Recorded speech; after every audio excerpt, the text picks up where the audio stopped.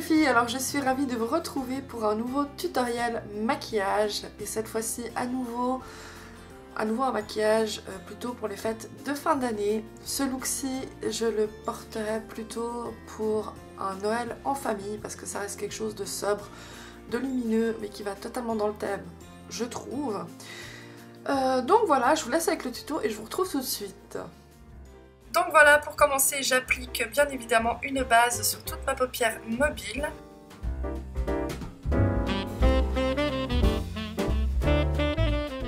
Je prends ensuite un pigment, donc les pigments spéciaux Noël de chez MAC, donc de cette année 2014. Ils sont hyper lumineux, super beaux. Et je vais donc les appliquer avec un pinceau humidifié au coin de mon œil.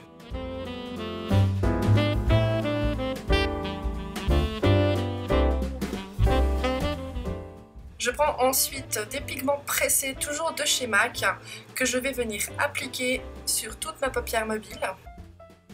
Faites attention, même si ce sont des pigments pressés, il faut vraiment tapoter, car comme vous pouvez le voir, même en tapotant, ça fait d'énormes chutes. Et je viens estomper les bords.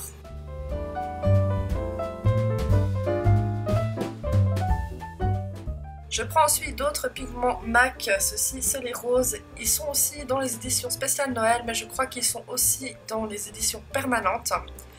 Et je viens l'appliquer donc dans mon creux. Et je rajoute donc au fur et à mesure de la matière jusqu'à ce que j'obtienne le résultat que je veux. Donc comme vous pouvez le voir, ce sont des pigments et c'est bien pour cette raison que je ne fais pas le teint avant. Ensuite, je prends de nouveau mon pinceau pour estomper les bords. Étape très importante qui peut prendre beaucoup de temps, soyez patiente. Je prends ensuite encore des autres pigments dans des tons un peu plus foncés.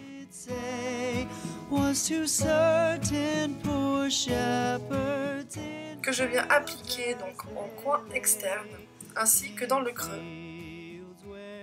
C'est une étape qui prend énormément de temps car il faut vraiment y aller tout doucement, par petites touches, jusqu'à ce que vous obteniez donc l'intensité dont vous avez envie.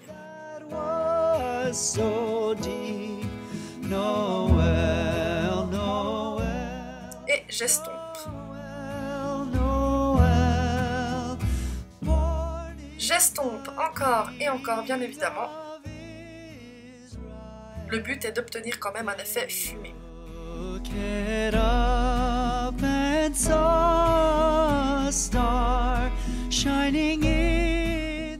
J'applique ensuite donc cette même couleur au ras de cils inférieur et j'estompe aussi.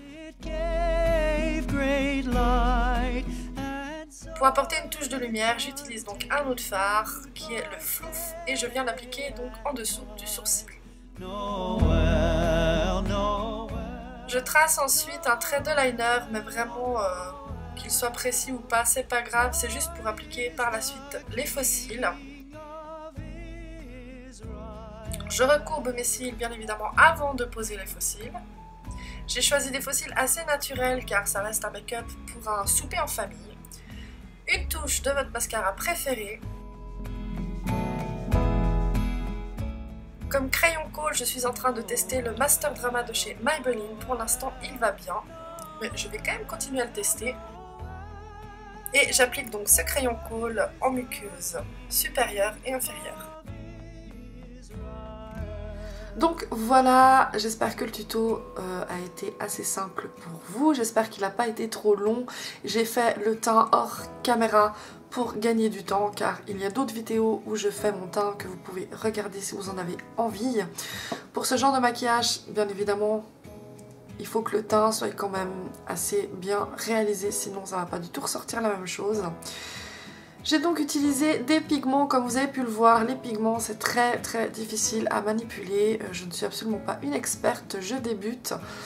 Mais c'est vrai que voilà pourquoi j'ai fait les yeux avant de faire le teint. Parce que, comme vous avez pu voir, les chutes, ça pardonne pas. Et pourtant, j'ai essayé de tapoter et tout. Mais c'est vrai que je pense qu'avec des pigments, il faut se rendre à l'évidence et vous faire le teint après.